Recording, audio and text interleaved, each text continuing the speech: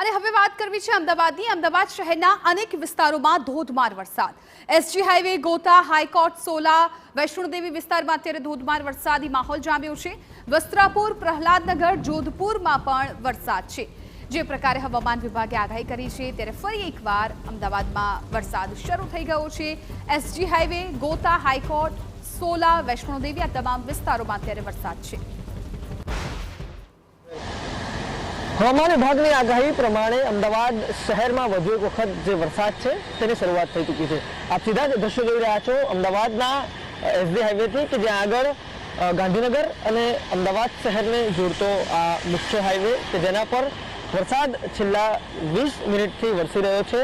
અનરાધાર વરસાદ વરસી રહ્યો છે જેના કારણે કેટલાક વિસ્તારોમાં જે પાણી ભરાવાની શરૂઆત છે તે પણ થઈ રહી છે। મહત્વની વાત કરવામાં આવે કે 3 દિવસ અગાઉ અમદાવાદ શહેર અને ગાંધીનગર શહેરમાં વરસેલા ધોધમાર વરસાદને કારણે હજી તો અનેક વિસ્તારો એવા છે કે જ્યાં આગળ પાણી છે તે ઉતર્યા નથી, ઓસર્યા નથી। તે તમામની વચ્ચે અમદાવાદ શહેરમાં વધુ વખત જે વરસાદ પડી રહ્યો છે તેના કારણે ચોક્કસથી જે વાહનોની રફતાર છે તે ક્યાંક ને ક્યાંક ધીમી પડી છે।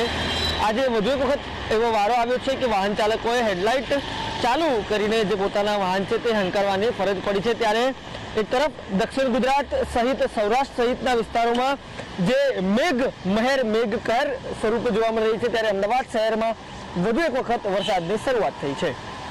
તમારી પાસે અરવિંદ સોલંકી સાથે રોનક વર્મા, TV9 અમદાવાદ।